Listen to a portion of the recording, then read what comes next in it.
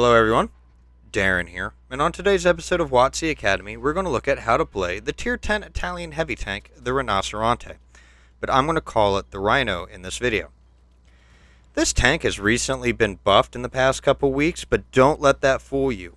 Even after its buffs, it's still a tank not suited for casual players, so if you are a casual player looking to pick this up, be aware that you are not going to simply be able to pick this up and play this vehicle like any other tank you might find in the tech trees. But nonetheless, let's get started. Starting off with the armor on the Rhino is pretty decent, and you'll find yourself bouncing some shots. Unfortunately, though, you'll find that it doesn't feel that way quite frequently, as the top of the turret and exposed gun is quite weak and susceptible to being penned, and players will take advantage of this weakness simply when trying to deal with you when you are hull down. So do be aware of that when you are in a hull down engagement. Of course, as usual, the sides and rear are also weak and susceptible to being penned by almost everything that you will meet, and of course the devastating artillery when it manages to land a shot on you. Now, in terms of mobility, the Rhino appears to be your average heavy tank, with a forward speed of 40 kilometers per hour and a reverse speed of 15 kilometers per hour. You'll find yourself able to keep up with the pack and also reverse out of danger reasonably quickly.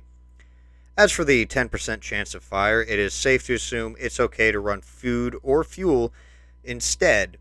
Of course, you can keep the fire extinguisher if you wish to do so. Now, in terms of firepower, the Rhino is a pretty okay gun that can be improved greatly.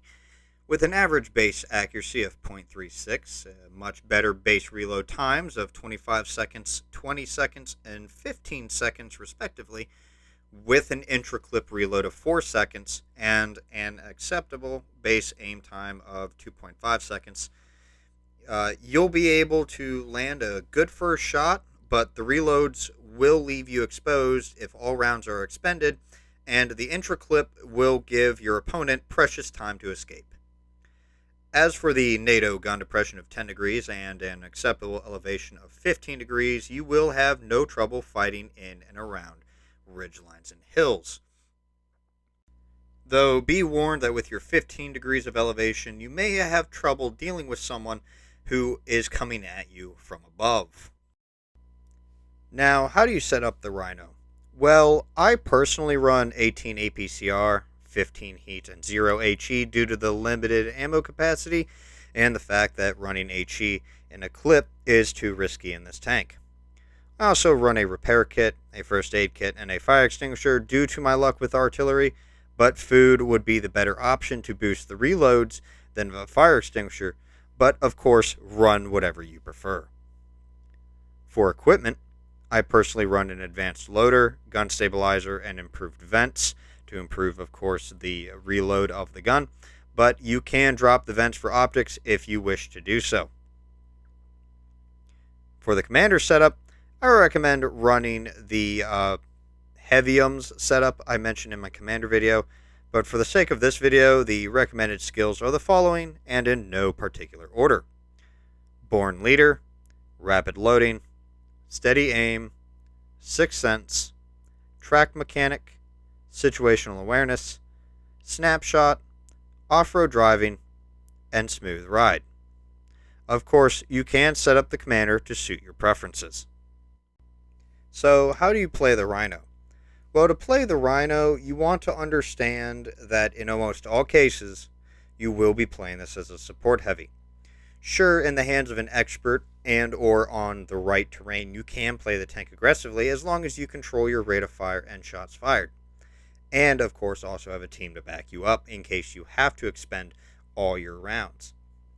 But due to the fact that the tank is definitely aimed towards the more experienced players, I must stress that for a casual player, the vehicle is best suited as a second-line support tank. Sitting on the second line, carefully picking your shots, and only firing one or possibly 2 shots at a time until the need arises that you expend all 3.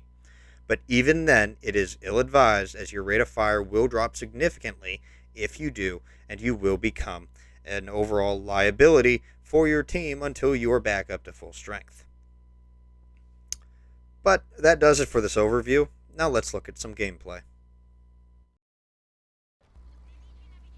So here we are on Fisherman's Bay with Flying Egg. He is one of my assistants and content testers.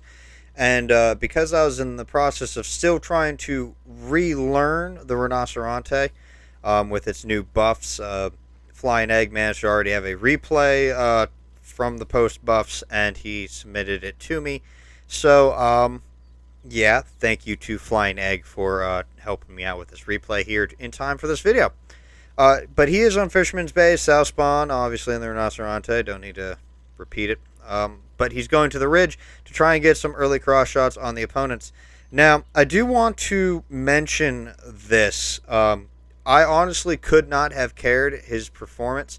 I really did want a good game to properly coincide with what I wanted demonstrated here. But what I wanted everyone to pay attention to is the round and trigger discipline he has with this, as you'll never see him fire that third shot. And that is something I actually still have a problem doing, which is why I'm in the process of relearning how to use this vehicle. But as you can see, as in the Rhino, he will put one shot on target, a second shot on target, but you'll never see him fire the third shot, and if he has the ability to, he'll let that first shot reload unless absolutely necessary. Now, you've already seen him fire, put a couple shots on target already, and now he's just going to punish the 705A, if I am looking at that silhouette correctly. But again, he is now holding his fire until he at least has the second shot loaded. He does, and he's going to take aim. He's going to try and put a second shot in, but at last moment he decides to hold his fire and wait till the third shot is loaded. But a much juicier target has now shown himself to him. So again, we are reloading here. He did activate food to try and speed up that reload, and now he is just going to put more shots down on the 705A. Not the whole lot to talk about right now at the moment. Here he's just kind of, letting his gun reload and letting his targets pretty much appear before him.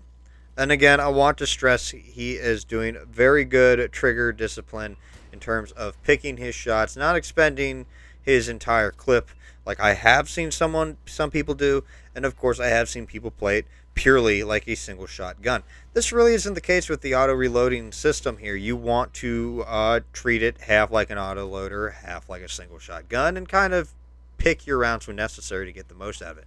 Now we saw him take care of what I believe was an E75, and now he's just going to sit there in the middle, try and get cross shots. I don't know why he aimed out before he fired. It's not really like him. He tends to, as soon as he fires, get out of the aiming the zoom. But I guess he tried to do some weird 360 no scopes, and it did not work for him. So we're still sitting here in the middle ridge. We are also showing some pretty good map awareness as well, as any tank that does appear he is at least keeping an eye on. Fortunately, he got distracted by something else, and he did take a shot to the side. For him, it's not a big deal. He will still punish people and make what HP he has left work. Again, not a whole lot to talk about here right now. Not much action going on, but he has come across some new targets. And, yeah, he feels like doing something.